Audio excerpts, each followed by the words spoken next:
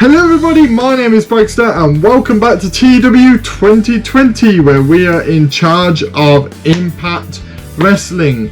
Now we have just come back off the show where Brian Myers faced Miro in the main event and unfortunately didn't get the title there, but there was some interference by Sami Callihan, so maybe stuff isn't quite finished there, don't quite know.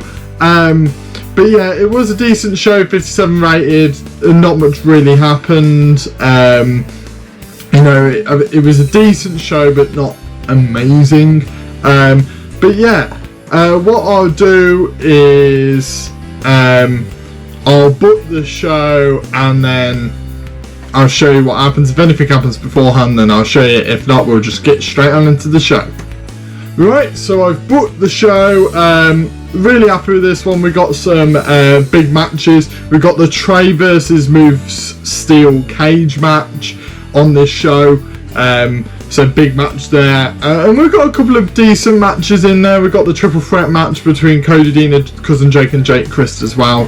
So yeah, we'll have to see what happens. Obviously nothing happened in the build up, which is why I've instantly gone to this.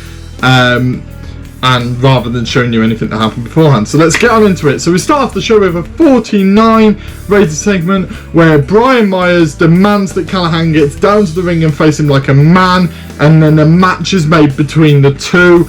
Brian Myers is very pissed off. Sami Callihan cost him a little bit of that chance for the title. So he wants to prove that he's not a pushover, that, you know, Callihan, you know, wouldn't have been able to beat him even if Myers won the title, to kind of prove that he isn't a bad challenge and that Miro isn't as great as he thinks he is. And in the 49 rated match, Sami Callihan defeats Brian Myers in about 16 minutes with a curb stomp. Brian Myers with a 36, Sami Callihan with a 55. Callihan putting on some great performances recently. He's really upped his game. Obviously Brian Myers, we've tried to up him a little bit, but I think he's kind of stuck in that mid card. I don't think he's going to move anywhere, if I'm completely honest with you. I think that's exactly where he deserves to be. But yeah, decent match here. Callihan kind of proving if Brian Myers had won the title, he would have beaten him. And in a 40 rated segment where Shamrock says that he's watching the Chris match closely. This is kind of just putting over the fact that, you know, the rivalry between Jake Christ and Ken Shamrock's not quite done yet. These two guys still got a lot to work out, but obviously Jake Christ is in a number one contenders match. Ken Shamrock kind of going, I'm not going to interfere, don't expect me to be there, but don't get me wrong, I will be watching that match. So yeah, 40 rated segment there, lovely stuff. Then we've got a 50 rated segment where Elijah Burke, Chris Bay and Shane Taylor come out and they call out Willie Mack. They go, oi, we want you out here right now.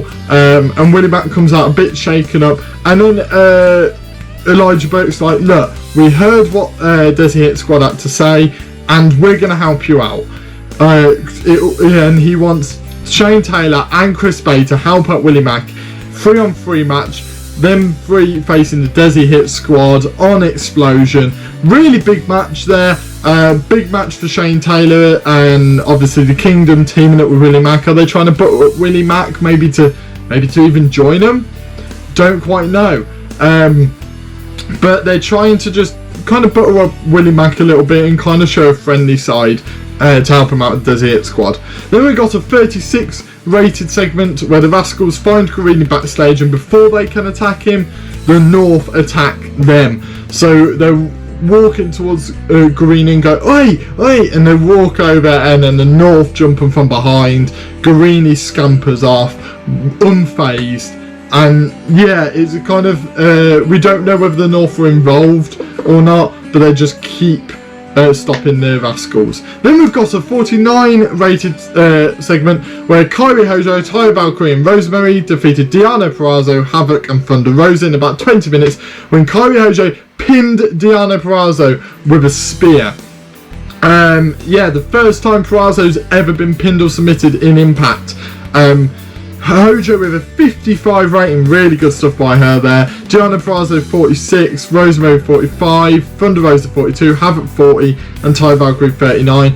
all really good performances there. Everyone seemed to have done really great in this match, and yeah, 49 rated segment, not bad at all. The fact that the worst performer was Taya Valkyrie says a lot. You know, she's a big performer in the women's division, and there's still performance around her themselves. Then we've got a 39 rated segment where Ace Austin boasts to Santos about his win over TJP and says that that's all TJP's getting. You know, he's been in the spotlight. You know, facing Ace Austin is like being in the spotlight, and as far as Ace Austin is concerned, he's dispatched to TJP. They don't need to bother about him anymore, because that's TJP's time done. So yeah, just kind of putting over this rivalry, and obviously Ace Austin not believing he should share a ring with him anymore.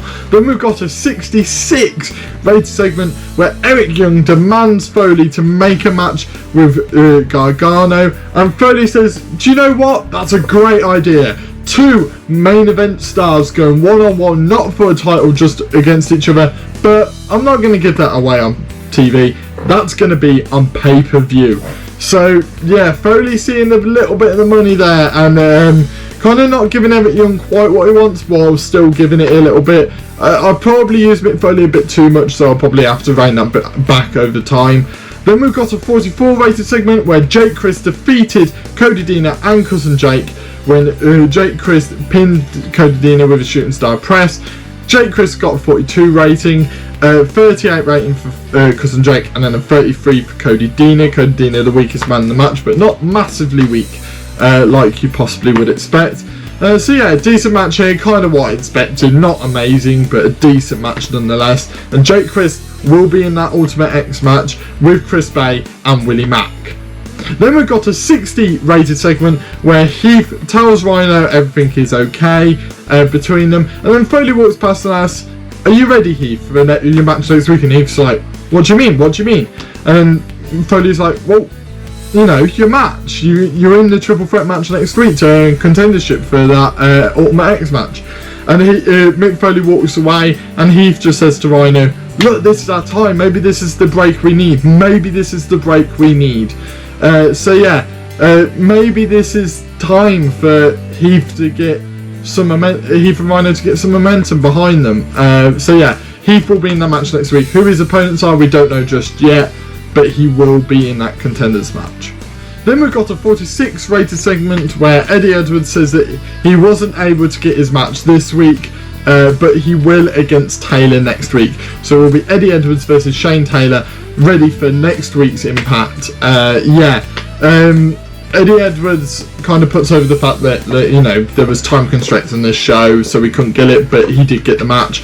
And he just kind of, Willie Mack's in the segment, because Eddie Edwards kind of warns, look, Willie Mack, you don't want to be involved with these guys. These guys aren't good. You saw what they did to me. You saw what they've done. Do not get involved with these guys. There must be another reason why they're trying to help you. So kind of putting over that the Kingdom aren't good guys as maybe Willie Mack might seem them to be. Then we've got a 50 rated segment where Chris Sabin lost to Doc Gallows in about 13 minutes with a bicycle kick. Chris Sabin got a 50 rating, Doc Gallows 44.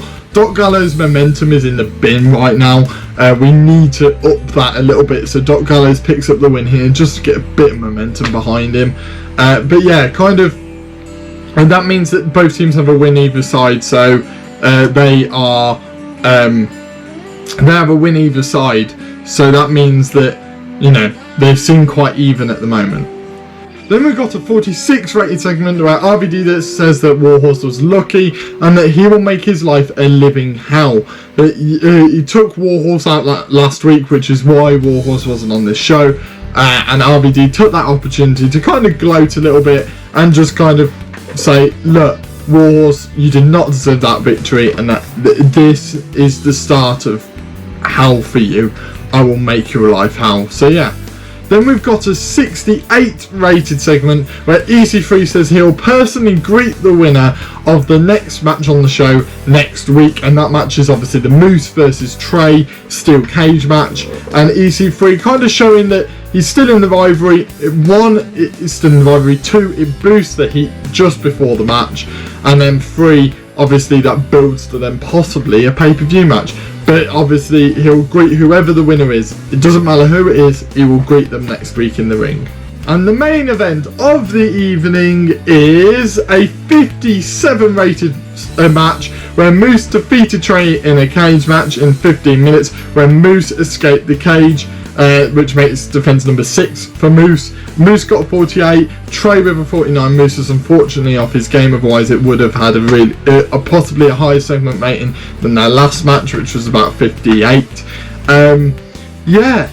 Moose just kept battering Trey. Obviously Trey was very valiant in this, but not quite to the level of Moose. But Moose couldn't pin or submit him. Every time Moose went for a pin, 1, 2, kick out, 1, 2, kick out. And Moose just got so frustrated, he kind of just laughed at Trey every time he did it. He was just like, do you want more punishment? You're an embarrassment, this, that and the other. And Moose just looked at him and just shook his head and just told the referee to open the door, and he walked out the cage and won the match. Obviously, you know, that gets a win for Moose, but kind of puts over the fact that Trey could not be pinned. Trey couldn't be kept down even by Moose, even by a person of Moose's standards. A world champion in the promotion couldn't get rid of Trey. So yeah, kind of putting over Trey in the process of this match, of also putting over Moose as a dominant figure going into the pay-per-view and into his match with EC3 in the future. So what does that mean for the show then? It means it's a 58 rated show. Really decent show here. That main event could have been a little bit better, and I think if Moose was on his game, would have probably hit that 60 mark, which would have meant the show would have probably reached that 60 mark as well. But a really good solid show. Only a couple of naff segments, which was the Rascals part and then Ace Austin segment. Both of those not really hitting the mark. The women's match did really well, and just a lot of really good segments on this show. For whatever reason, we have hit this stride of just consistently doing good segments, and no matter what the storyline is, we know how to get good segments out of them, and really driving this force into this pay-per-view, which I think will be a barn burner. Obviously, we've got Sami Callihan versus Miro confirmed. We're probably going to have Moose EC3 on that show as well. We've got the women's match, Deonna Purrazzo and Kairi Hojo. The Good Brothers versus Motorstick Machine Guns. We've got a lot of really good matches going on here. Gargano versus Eric Young, some really good stuff. We've got some mail here. Moose saying that Mammon Fulton needs to learn to sell, which is annoying, and then Ethan Page is a natural talker according to EC3. I think we heard about that on the last episode as well, so just consistently going there. But if anything happens on before Explosion, I'll show you. If not, we'll just get straight on into it.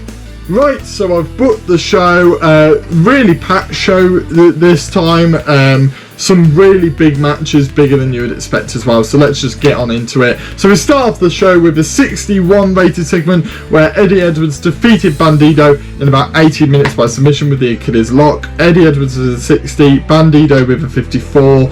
Bandido is one of these, he was meant to be in the qualifiers for the Ultimate X match, but unfortunately he can't ever wrestle on a Tuesday night, which is when Impact is. So we thought we'd use him on Explosion, and I thought the best way to use him is to have him face Eddie Edwards, boost Eddie Edwards' stock, get a win behind his belt, ready for Shane Taylor on Impact show. Because I think Eddie Edwards' momentum might be slowing a little bit, so I kind of want to stop that slowing down and kind of bring it back up just before he gets into this rivalry. So yeah, 61 rated, some really good stuff there. That's good enough to be on the main show, let alone Explosion. Then we got a 42 rated segment where the Rascals hype Trey and say that he did really well in that match, and Trey reveals that he wants Garrini on Impact. So the Rascals are like, look, you did brilliantly, you weren't pinned, you weren't submitted, you know, you've earned the respect of the wrestling world, you've earned the respect of Moose nonetheless. And Trey's just like, none of that matters. None of that matters. All I want is Garrini. He cost me that initial shot. Then I had to step into a steel cage with Moose right into his wheelhouse, and that cost me, and I want him on Impact. So this Tuesday on Impact will be Trey versus Garrini, and that earned a 42 rated segment. Then we've got a 46 rated segment where all the women, Thunder Rosa, Taya Valkyrie, Havoc and Rosemary, all those that are involved at the moment, arguing about who is better, even between themselves. Even Taya Valkyrie and Rosemary argued about that, and even Thunder Rosa and Havoc. So none of the allegiances seem to matter in this one. They're all kind of saying we should be pushing for that title picture. We shouldn't be. I'm better than all of you. So yeah, 46 rated. Then we go into a 43 rated segment where Kylie Ray says that she's not scared of Young while holding a kendo stick and wants Young to face her. She's kind of standing there shaking and kind of saying, no, I'm done being scared, I'm done being scared, I'm done being scared. Which then meant she called out Su Yung, and all you hear in the rafters is laughter from Su Yung, Su Yung kind of getting this aggressive side out of Kylie Ray, which is exactly what she seems to want to get out of it. So yeah, 43 rated segment there, lovely stuff. Then we've got a 40 rated segment where Tenille Dashwood and Melina Perez defeated Angelina Love and Madison Rayne, when Tenille Dashwood pinned Angelina Love with a roaring elbow following interference by Madison Rayne. Madison Rayne interfered and attacked her own partner, leaving her high and dry, obviously not happy about what Angelina Love have done before. Tenille Dashwood with 43, Angelina Love 40, Madison Rayne 38 and Melina Perez 31, not quite so good there by Melina. But Melina was off her game, and so was Madison Rayne as well, so the match could have even been a little bit better, but it advances two of the segments there. Then we've got a 68 rated segment, jeez, where Angelina Love, Jordynne Grace and Madison Rayne are all in the ring, arguing and bickering and about to attack each other, and then Foley's music hits. He makes a rare appearance on Explosion, and he sets up a match on Impact. Angelina Love, Jordynne Grace, Madison Rayne on Impact on Tuesday. Massive match between these three. These three could possibly even have a pay-per-view match, and it's just going to be given away on Impact. Really good stuff there. 68 rated segment. Must have gained quite a bit of heat in motoring on into that match as well, right at the perfect time. So lovely stuff there. Yeah, brilliant. Then we've got a 41 rated segment where the Sons of Perfection say that this is a start of a rise to the top, that this is just the beginning. They will slowly work their way from the bottom to the top and then become tag team champions together. David Boy Smith was apparently not able to wasn't able to improvise with the dialogue, but luckily Joe Henning, obviously formerly known as Curtis Axel, was. Then we've got a 44 rated segment where Melissa Santos announces the triple threat match, and all of them say that they will win the match. So we've got Heath versus Richard Holiday versus Brian Myers. Three people who are in massive need of a win here to really propel their momentum going into obviously this Ultimate X match, and to kind of be in a title picture. Obviously Brian Myers was just in the world title picture. Richard Holiday, this will be his first match in Impact, and Heath and Rhino need this momentum, so hopefully Heath will be able to get that for him. 44 rated segment. Everyone did brilliantly off script, which is amazing to see. But yeah, advances the segment for both of those, and Richard Holiday getting a very good rating for his gimmick. Really good stuff here, much better than I thought. And yeah, just propels that momentum forwards. Then we've got a 42 rated match as the main event when Willie Mack, Chris Bay and Shane Taylor defeated the Desi Hit Squad when Shane Taylor pinned Raj Singh with an unprovoked violence. Shane Taylor got a 37, Chris Bay with a 50, Willie Mack with a 46, Raj Singh with a 25, Rohit Raju with a 35 and Mahabali Show with a 26. This kind of concludes the Willie Mack Desi Hit Squad storyline. Not really sure where Desi Hit Squad will go from here. We'll work something out, but Rohit Raju seems to be the only guy who's worth keeping around out of that stable. But yeah, Shane Taylor picking up the big win here, obviously getting another win under his belt, really propelling him forward towards that match between Eddie Edwards, both of them getting a massive win going forward into that match. And Willie Mack seemed to enjoy tagging with these guys. No shenanigans, nothing. And what does that get for the show? A 47 rated explosion. Brilliant stuff between these guys. Really love that. Obviously this show was massively better. We got a few more 60 segments. We kind of, I wouldn't say cheated, but we put a few big events on it, this explosion, to kind of propel us forwards. But not only did we do that, we also decided to set up a few matches for Impact because we hadn't really set anything up. So, you know, I thought I'd set a few things up. So we got that Angelina Love, Madison Rain, Jordan Grace match.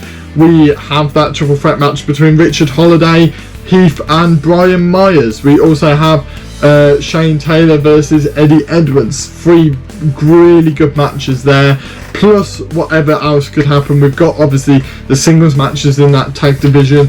Whether something happens there, well, something will happen there. What combination of people that will be, we don't quite know, but whatever it is, I know they'll probably smash out the park. So we got a lot of really good stuff out of this, and I'm really happy with it. Obviously, if you weren't able to tell, this was re-recorded. Obviously you've probably not seen me reach over with my mouse, or probably as many cuts as usual.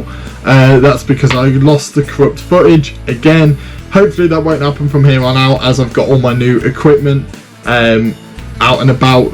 So hopefully there won't be any situations like that from here on out. But yeah, thank you guys for your patience with this series. Hit that like button if you like this video and like this series.